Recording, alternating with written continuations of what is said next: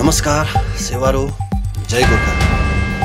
र आज दिनभरि हामी श्रमदान गऱ्यौँ सबै गाउँलेवासीहरू मिलेर र आएर बेलुका घरमा थाकेर खानासाना खाएर मजाले बसेर यसो सोसियल पेजहरू के कसो छ हेर्दै थिएँ र मलाई एउटा यो केटिभी न्युज अपडेटमा एउटा जुन चाहिँ लेखिएको रहेछ त्यो देखेर चाहिँ मलाई एकदम आश्चर्य लाग्यो। सो यो मेसेज देख्दा चाहिँ अझै मलाई चाहिँ यस्तो लाग्यो कि we are not in democratic country है, हामीमा स्वतन्त्रता चाहिँ छैन रहेछ भनेर। कारण के भने म अलिकति पढेर पनि अब व्याख्या गरेँ है। आफ्नो गाउँ आफै बनाऊ भन्नेहरूलाई अब सरकारले बिना अनुमति काम गर्न नदिने, कसैले गरे मुद्दा सम्बन्धित पञ्चायत प्रधानले मुद्दा हाल्नु पर्ने। अन्त यो पाराले हो भने त भोलिको दिनमा हामी त बारी बिराउनु पर्यो भने पनि तपाईको पर्मिसनै माग्नु पर्ने रहेछ। त्यो पाराले हो भने त आउने दिनहरूमा हामी भात पकाउनुको लागि पनि घाँस काट्नु, हामी बस्तीको मान्छेहरू त घाँस काट्नुपर्छ, घाँस काट्नुको लागि पनि अनुमति नै लिनुपर्ने रहेछ, होइन नि त मुद्दा हालिदिइहाल्ने रहेछ। यो मैले एकदमै बुझ्न सकिनँ है। र त्यहाँदेखि अरू के लेखेको रहेछ भने कालिम्पोङ जिल्ला प्रशासनले खण्ड विकास अधिकारी मार्फत सबै ग्राम पञ्चायतहरूमा अब उपरन्द विकासको नाममा नभएको ठाउँमा बिना अनुमति कसैले आफ्नो गाउँ आफै बनाऊ भन्दै काम गरे कारबाही गरिने अनि अटेरी गरे सम्बन्धित प्रधानहरूले मुद्दा दर्ता गर्नुपर्ने निर्देश दिएका छन्। पहिलो कुरा त पहाडको जनप्रतिनिधिहरू अर्थात् प्रधानहरूलाई एकजना सरकारी अधिकारीले आदेश जारी गर्नु नै विडम्बना देखिएको छ भने आदेश पनि जनविरोधी हुँदा अर्को विडम्बना दिएको छ।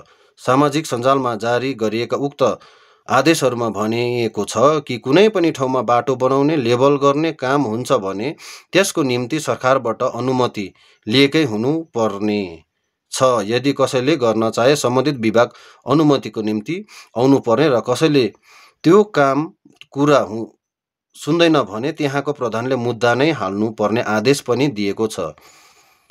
अब हेर्नुहोस् त, अन्त यो पाराले हो भनेदेखिलाई त अब हेर्नुहोस् है, म एउटा सानो कहानी सेयर गर्न चाहन्छु भने जस्तै हामी एकदमै अवेगमा छौँ, हामी लोवरवासी रिसाबवासी हो।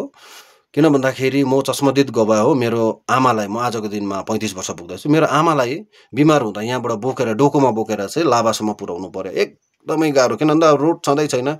यहाँबाट करिबम 2-2.5 घन्टा लाग्छ, पनि बेसी लाग्छ उहाँ लाभा पुर्याउनुको लागि है।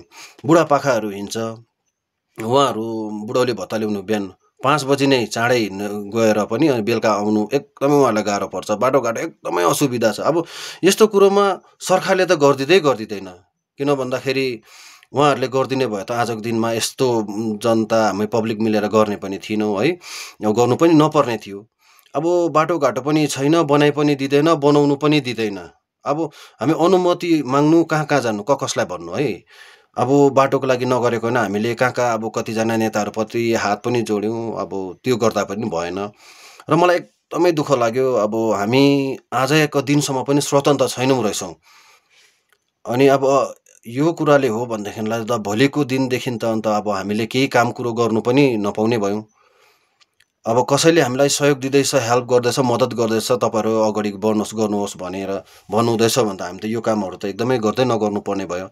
र के हामी कालो अँधेरोमै बस्नुपर्ने हो? हामी जति पनि गरिब जनताहरू भिरमा झुन्डिएर हिँड्नुपर्ने हो।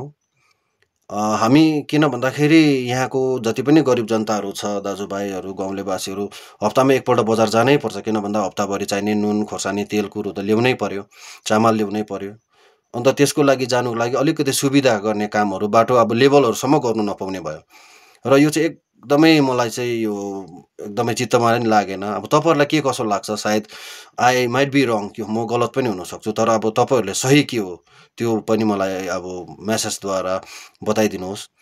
आई डोन्ट नो, मलाई चाहिँ आई थिङ्क इट्स नट अब फेयर, यो फेयर होइन। यो चाहिँ एकदमै के भन्नु, यो त अब तपाईँले सायद साउथ कोरियामा पनि यस्तो त छैन होला, हुँदैन होला है। र यति भन्दै म अशोक राई तपाईँहरूको प्रतिक्रियाको लागि प्रतीक्षामा छु। नमस्कार, जय हिन्द, जय गोर्खा।